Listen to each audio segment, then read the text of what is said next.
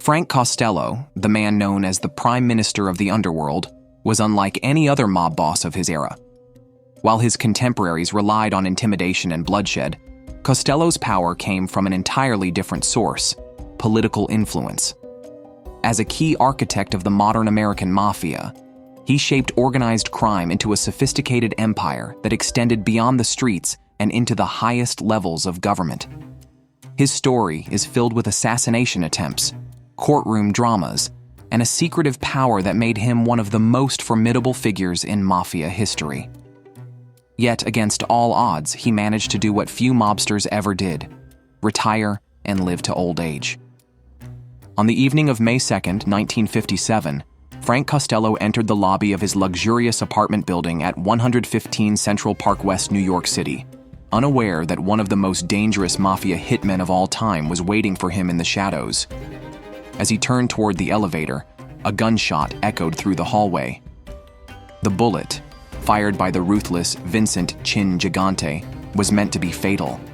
However, by sheer luck, or perhaps a last-minute reflex, Costello moved his head just enough for the bullet to graze his skull instead of penetrating it. Staggering from the wound but still conscious, he managed to retreat inside the building while his would-be assassin fled the scene. When questioned by the police later that night, Costello uttered the infamous phrase that cemented his loyalty to the Mafia code of silence: "Nothing. I got nothing to say." Despite surviving the hit, he understood the message loud and clear. His time as boss was over. The attack had been ordered by Vito Genovese, a ruthless gangster who sought full control of the Luciano Costello crime family. Rather than retaliate and risk a bloody Mafia war, Costello did something unprecedented. He stepped aside and let Genovese take over, securing his own survival in the process. Unlike the stereotypical mobster, Costello wasn't a street enforcer. He was a power broker, a man whose true weapon wasn't a gun, but a handshake. Throughout the 1930s and 1940s, he transformed the Mafia's operations from backroom gambling dens to a full-fledged business empire, controlling slot machines, horse racing, and high-stakes casinos stretching from New York to Louisiana. His success wasn't just about making money, it was about knowing the right people. Through his deep connections with Tammany Hall, the corrupt political machine that controlled New York City, Costello secured protection for his enterprises.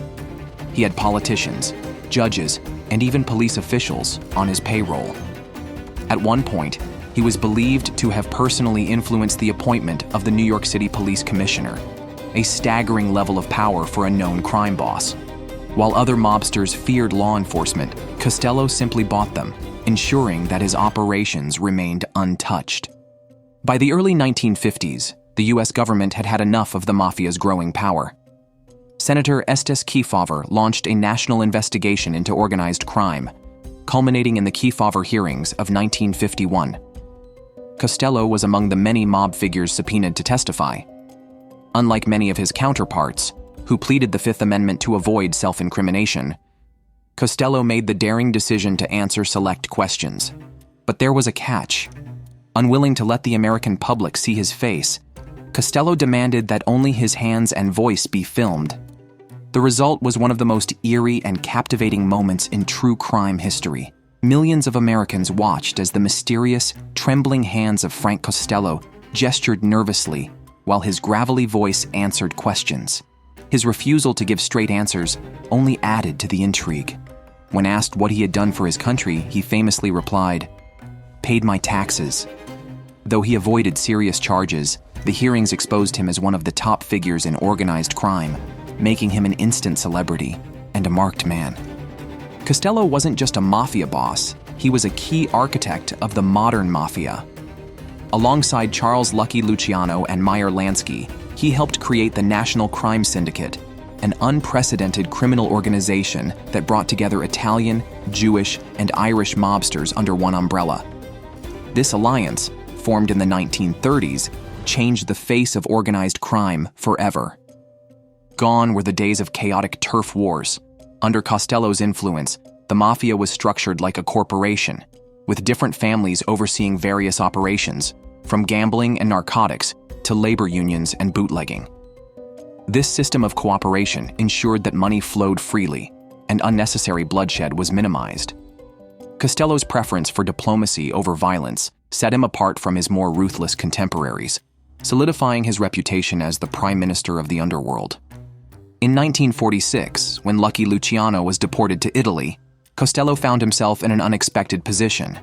He became the acting boss of the Luciano crime family. But unlike power-hungry gangsters like Al Capone or Vito Genovese, Costello never had an insatiable thirst for control. He preferred to work behind the scenes, influencing politicians and running business ventures rather than dealing with violent disputes.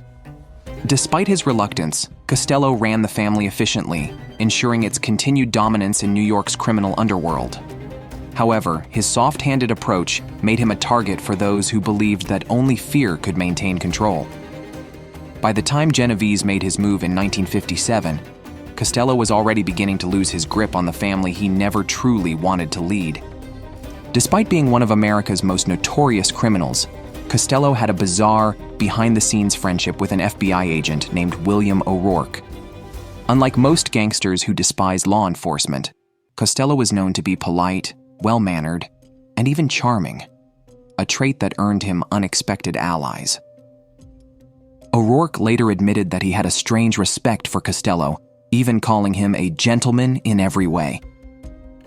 In an astonishing twist, Costello once tipped off O'Rourke about a corrupt police officer working with rival gangsters, proving that in his world, power and alliances weren't always black and white. Perhaps the most astonishing aspect of Frank Costello's life is how it ended. Not in a hail of bullets, not in prison, but in peaceful retirement. After the failed assassination attempt and a short prison sentence, Costello did what no one expected. He retired. Unlike Al Capone, who succumbed to syphilis, or John Gotti, who died in prison, Costello managed to negotiate a quiet exit from the Mafia. He continued to broker occasional deals behind the scenes, but largely withdrew from the underworld. He spent his later years dining at New York's most exclusive restaurants, enjoying his wealth, and living in the same Central Park West apartment where he had nearly been killed years earlier. On February 18, 1973, Costello died of a heart attack at the age of 82, a rare feat in the world of organized crime. He had outlived nearly all of his enemies and secured a legacy as one of the most powerful and politically connected mob bosses in history. Frank Costello's story is a masterclass in power, survival, and influence. He was the rare mobster who understood that true control wasn't just about violence. It was about knowing the right people, making the right deals, and staying one step ahead of the law. While other crime bosses died in prison or on the streets, Costello managed to walk away from the Mafia and live out his days in luxury. His life is a testament to the dark but fascinating intersection between organized crime and politics, a legacy that continues to captivate true crime enthusiasts to this day.